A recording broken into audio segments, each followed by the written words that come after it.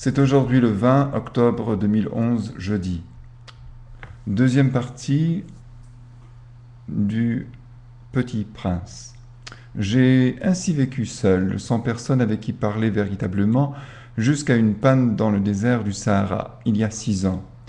Quelque chose s'était cassé dans mon moteur, et comme je n'avais avec moi ni mécanicien ni passager, je me préparais à essayer de réussir tout seul une réparation difficile.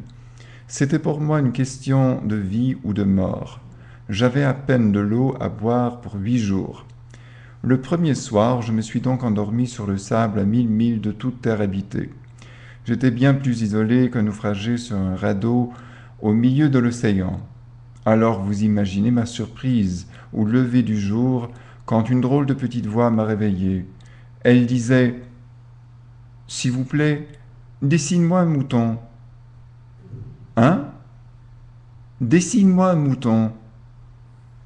J'ai sauté sur mes pieds, comme si j'avais été frappé par la foudre. J'ai bien frotté mes yeux, j'ai bien regardé, et j'ai vu un petit bonhomme tout à fait extraordinaire qui me considérait gravement. Voilà le meilleur portrait que plus tard j'ai réussi à faire de lui.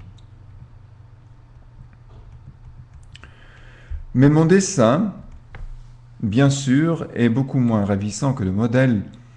Ce n'est pas de ma faute. J'avais été découragé dans ma carrière de peintre par les grandes personnes à l'âge de 6 ans, et je n'avais rien appris à dessiner sauf les boas fermés et les boas ouverts. Je regardais donc cette apparition avec des yeux tout ronds d'étonnement. N'oubliez pas que je me trouvais à 1000 milles de toute région habitée. Or, mon petit bonhomme ne me semblait ni égaré, ni mort de fatigue, ni mort de faim, ni mort de soif, ni mort de peur. Il n'avait en rien l'apparence d'un enfant perdu au milieu du désert et à 1000 milles de toute région habitée.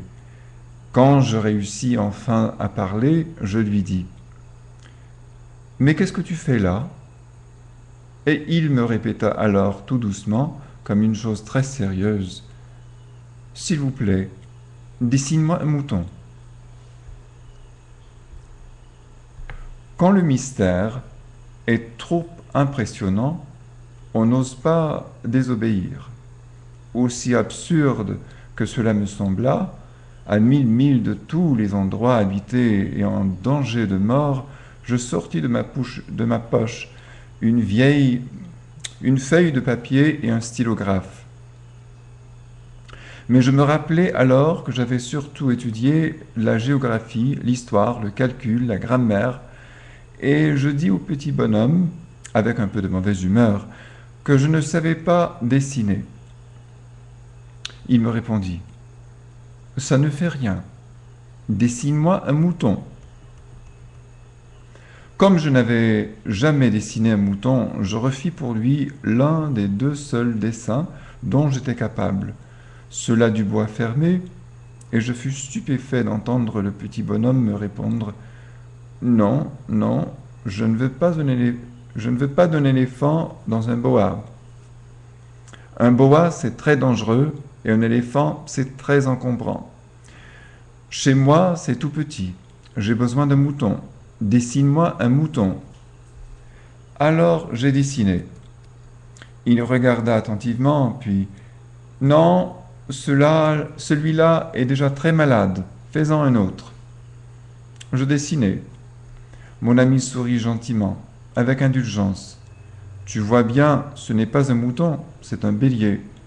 Il a des cornes. » Je refis donc encore mon dessin, mais il fut refusé, comme les précédents. « Celui-là est trop vieux.